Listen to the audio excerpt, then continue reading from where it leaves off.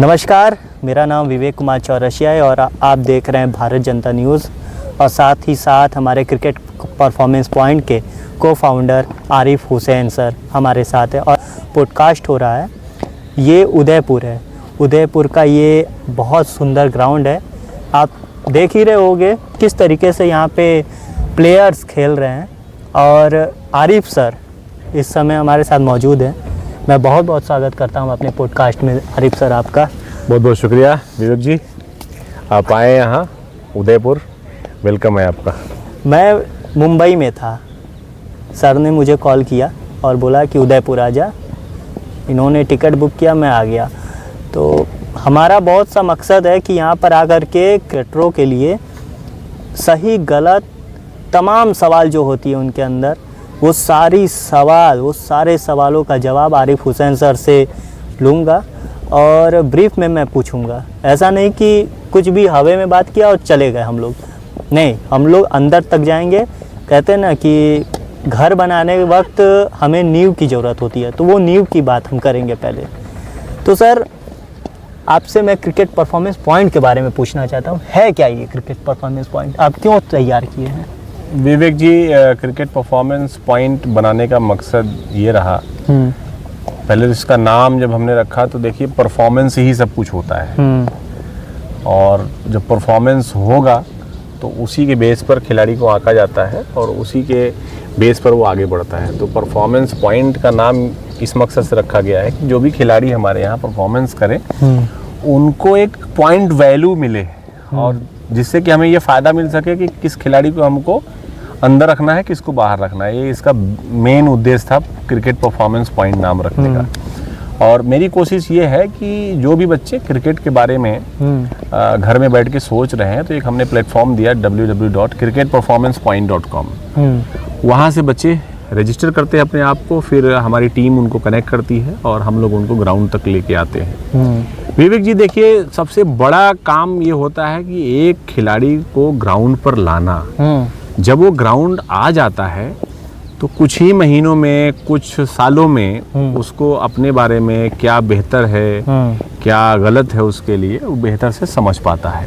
वो decision making बन पाता है, डिसीजन ले पाता है। बहुत सारे खिलाड़ी ऐसे आए और स्टार्ट हमारे यहाँ करने के बाद वो अपग्रेड हुए और उनकी सोच बदली, उनकी धारणा बदली कि हाँ मुझे मेहनत करना चाहिए, तो वो मेहनत कर रहे हैं।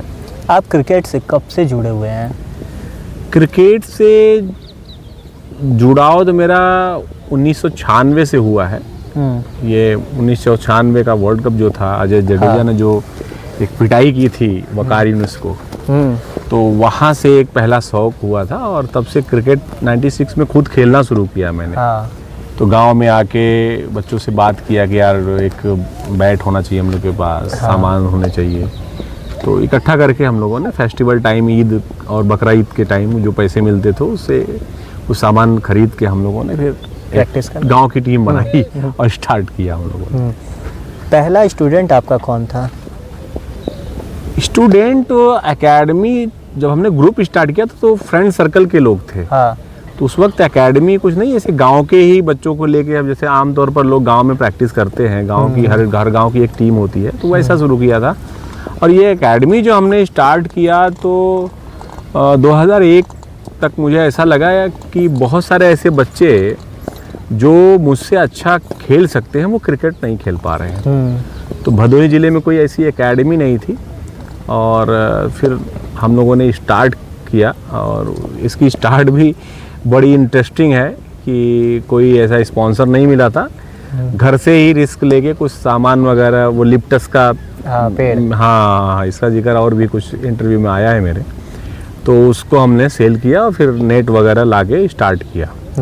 और जब स्टार्ट कर दिया तो एक हफ्ते बाद ही ऐसा लगा जिसमें काफ़ी पैसे लगेंगे, फिर वो कहाँ से आएगा। तो फिर ऐसा फेस करना शुरू किया हम लोगों ने स्ट्रगल। तो फिर हमको पता चला कि लोगों से भी मिलके इस पर काम किया जा सकता है। तो लोगों से मैं मिलना शुरू किया कि भाई एक एकेडमी भदोही में हम चला रहे हैं, कोशिश कर रहे हैं कि भदोही से कोई इंडिया खेले, तो क्या आप मेरा इस मिशन में साथ देंगे। तो बहुत सारे लोगों ने साथ दिया और उसी साथ की देन है तो आज यशस्वी जायसवाल एक लड़का एकेडमी का, एनएनएस क्रिकेट एकेडमी का, जो इंडिया खेल रहा है बल्कि छाया हुआ है, तहलका मचाया हुआ है। हाँ, और मिचेल स्टार्क को सीधे कह रहे हैं कि आप बहुत स्लो फेंक रहे हैं। देखिए ये क्या तो यशस्वी जायसवाल जिस तरीके से मिचेल स्टार्क को सीधे कह दिए, क्या आपके एकेडमी में जब वो खेलते थे तो अपने से बड़े एज के लड़कों को ऐसे कहते थे?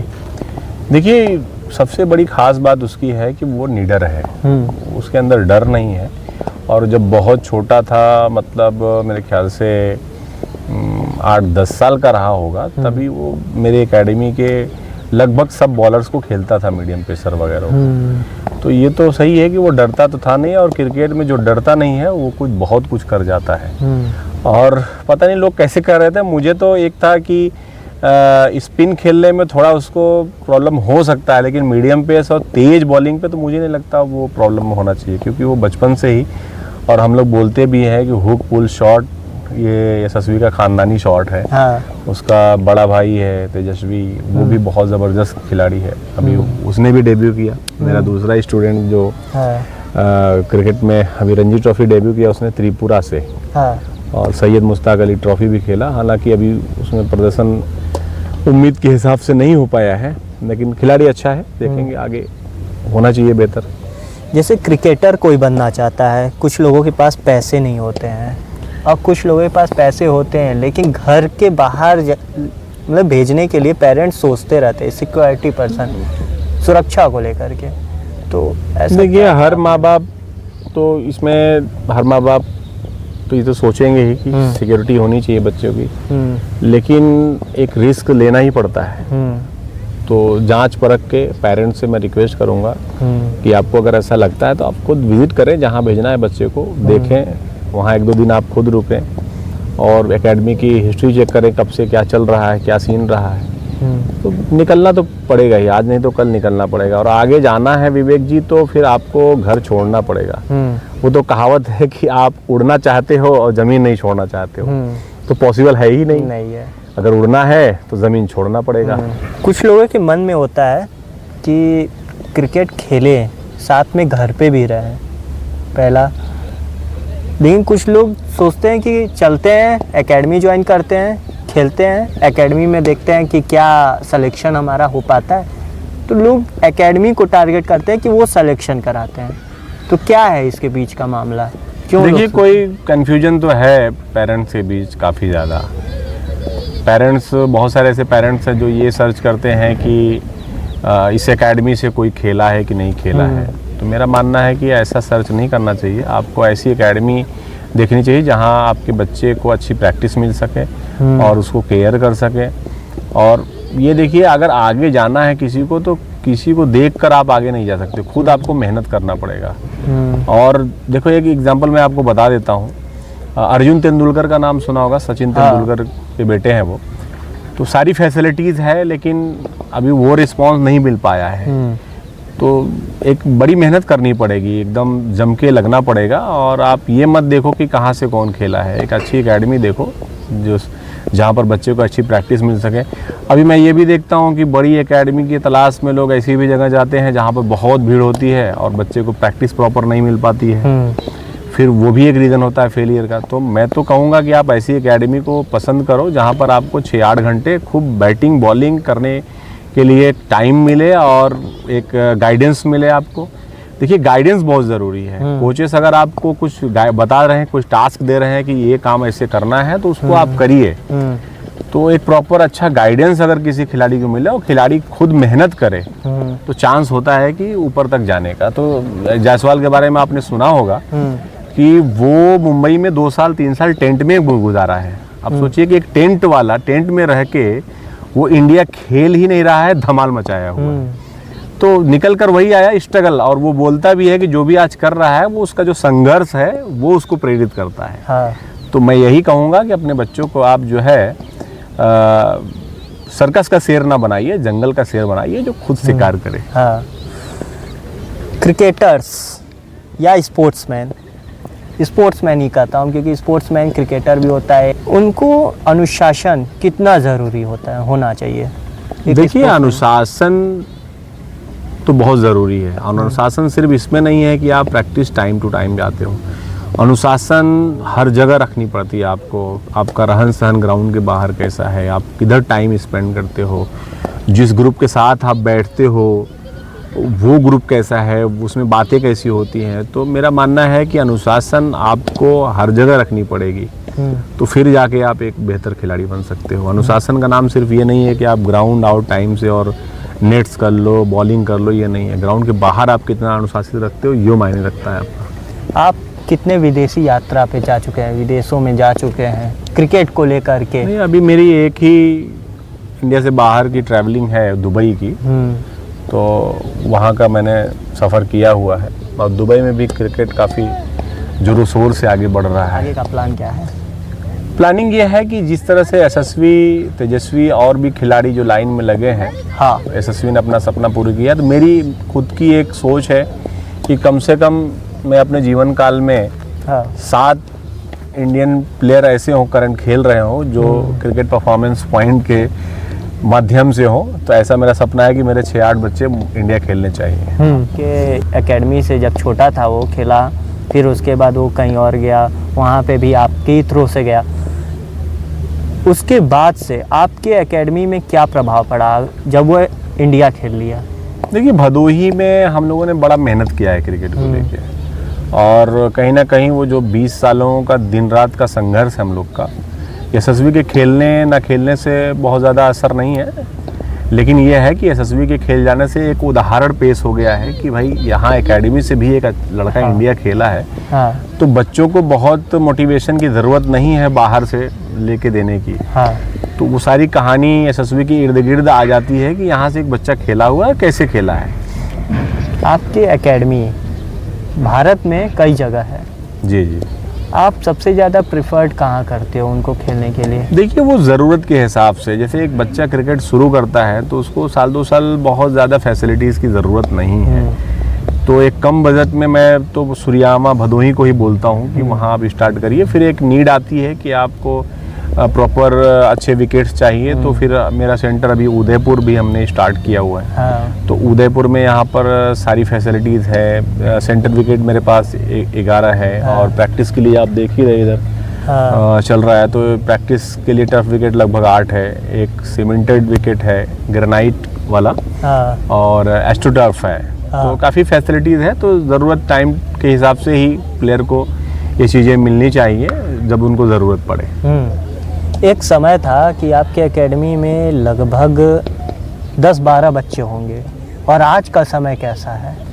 देखिए, एकेडमी ने बड़ा संघर्ष देखा है। हमने जब शुरुआत किया एकेडमी भदोही में, तो 3-4 दिन में ही मेरे पास लगभग 100 बच्चे हो गए थे। लेकिन जब उनको पता चला कि एकेडमी में मेहनत होती है, पहले भगाया जाता है, फील्डिंग होती है, तब जाके कहीं बैटिंग बॉलिंग मिलती है, तो गांव के बच्चों की मेंटालिटी उतनी मतलब अपग्रेड नहीं थी उस वक्त कि एक क्रिकेटर बनने के लिए क्या क्या नीड होता है। तो वो जो 100 थे वो हफ्ते 10 दिन में ही आगे, मतलब एक नॉर्मल 10-12 पे रुके। फिर ऐसा भी बना कि 2-3 साल मॉर्निंग टाइम में मेरे पास 2-3 बच्चे ही थे।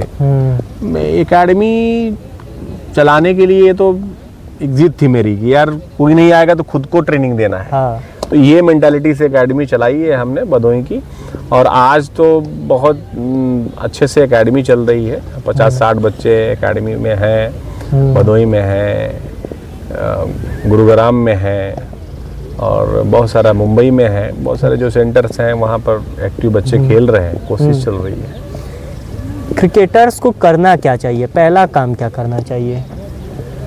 ये क्रिकेटर्स को ज़रूरी है कि पहले वो समझदारी लाए कि क्रिकेट में उसको प्रॉपर अच्छा खिलाड़ी बनने के लिए क्या करना है। उसमें सबसे बड़ी चीज़ आती है डिसिप्लिन, अनुशासन, और लगातार प्रयास करने की ज़रूरत होती है। बहुत सारे पेरेंट्स, बच्चों को उम्मीद होती है कि गए और कुछ कामयाब हो जाना चाहिए। नहीं, ऐसा नहीं होता। इसमें 6-8 साल आपके जाते हैं, फिर जाके कहीं कुछ बात बनती है। लेकिन मैं तो अभी ये भी कोशिश करता हूँ कि जो बच्चे क्रिकेट एकेडमी ज्वाइन कर रहे हैं उनको क्रिकेट नहीं तो क्या, तो कुछ बेसिक्स ऐसा नॉलेज होना चाहिए, कुछ ऐसा स्किल्स होना चाहिए। तो मैं कोशिश करता हूँ कि बच्चों के अंदर कॉन्फिडेंस आए, और उनकी इंग्लिश अच्छी हो जाए। तो मैं अपनी एकेडमी में इंग्लिश क्लास के लिए भी कोशिश कर रहा हूँ, ट्राई कर रहा हूँ, और बच्चों के अंदर कॉन्फिडेंस लाने के लिए डिफरेंट प्रोग्राम्स करते रहते हैं हम लोग। तो आने वाले टाइम में मेरी कोशिश यही है कि बच्चे क्रिकेट खेले, जो उनकी किस्मत है, मेहनत है, वहाँ तक जाए, लेकिन हर बच्चे का फ्यूचर ब्राइट हो, ये पूरी कोशिश चल रही है अभी हमारी क्रिकेट के साथ साथ। तो अगला जो आपका निर्णय है, जो आपने सोचा है कि ये काम करना है, हमें क्रिकेटर्स के लिए काम करना है, लोगों के लिए काम करना है, तो आपको फंड की भी तो ज़रूरत होती होगी।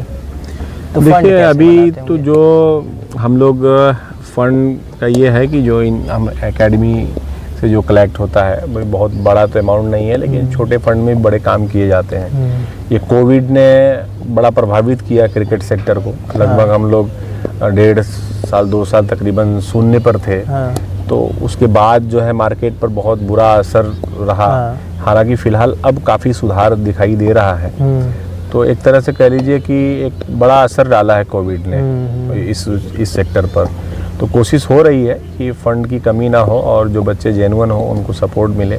हम लोग की भी कोशिश होती है कि जो बच्चा अच्छा खेले उसके लिए भी प्रयास होना चाहिए एकेडमी के द्वारा भी। हम लोग भी कोशिश करते हैं कि वो खेले और आगे बढ़े। एक मन में बहुत अच्छा सवाल है यार, लोग क्रिकेट को हमेशा कहते हैं कि बैट्समैन का खेल है, बैट्समैन का ही ये गेम है, बॉलरों का नहीं है क्या? देखिए ये सच भी है, क्योंकि आप ग्रेट बॉलिंग देखने नहीं आते हो। ग्रेट बॉलिंग का मतलब है कि टीम 0 रन पे ऑल आउट हो जाए। यानी ग्रेटेस्ट बॉलिंग हो गई। तो क्या आप पसंद करोगे कि आप आओ टिकट लेके और फिर स्टेडियम में पहुंचो? अभी हुआ नहीं था श्रीलंका में, एशिया कप का फाइनल था, तो उसमें ये भी आया कि कोई साहब थे न्यू दिल्ली से कि उनको लगा कि जल्दी से श्रीलंका पहुंच जाते हैं और मैच देखेंगे। वो श्रीलंका पहुंचते पता लगा फाइनल ख़त्म। सिराज ने बड़ा अच्छा परफॉर्मेंस कर दिया। तो देखिए ये सही है कि क्रिकेट बैट्समैन का ही खेल है।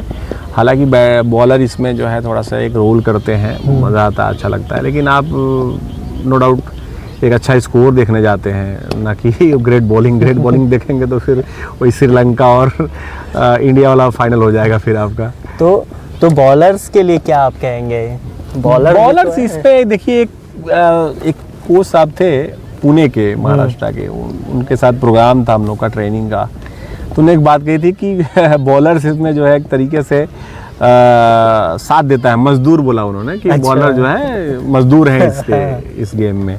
तो ऐसा नहीं है, पार्ट है। जब अच्छी बॉलिंग होती है तो बड़ा अच्छा भी लगता है।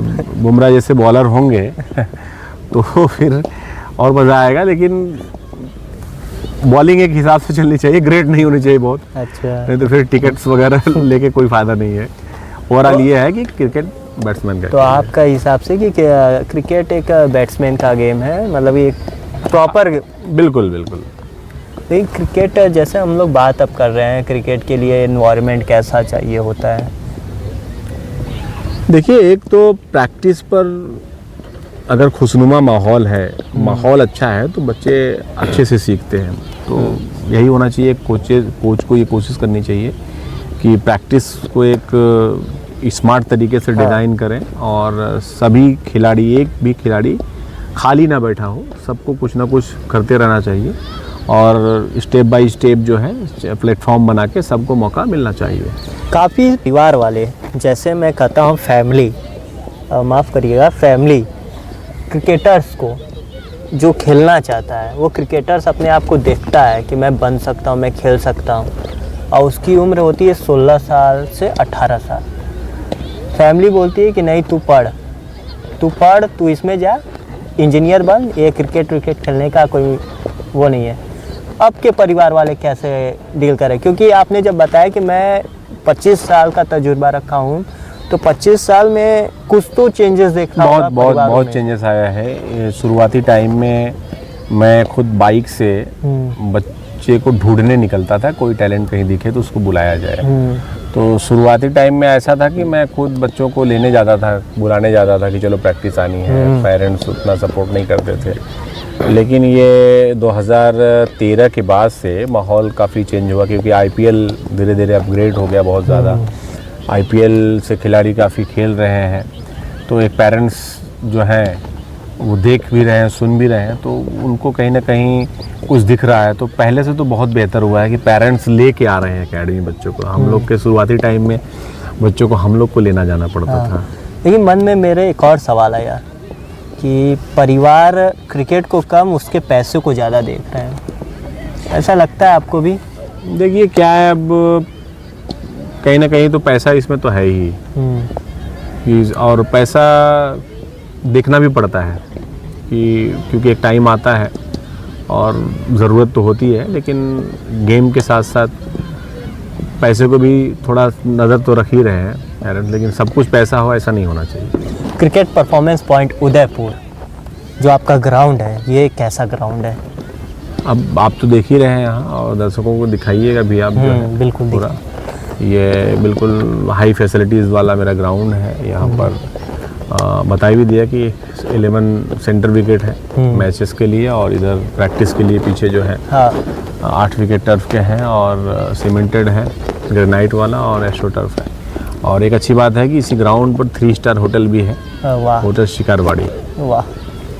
तो जिस क्रिकेटर को, अगर देश दुनिया के जितने लोग भी क्रिकेटर अगर इस वीडियो को देख रहे हैं, उदयपुर क्रिकेट परफॉर्मेंस पॉइंट पे ज़रूर आइए, एक बार विज़िट तो करिए, फिर उसके बाद आप, मैं गारंटी दे रहा हूँ कि आप कहीं नहीं जाओगे, आप यहीं पे रहोगे, क्योंकि इनका हॉस्टल भी बहुत अच्छा है और हाइजीनिक है और बहुत सुंदर है, इन्वायरमेंट भी बहुत अच्छा है। तो मिलते हैं अगले वीडियो में जी, थैंक यू, बहुत बहुत सर के शुक्रिया साथ, और जल्द ही वो वीडियो आपके सामने आएगा। Thank you.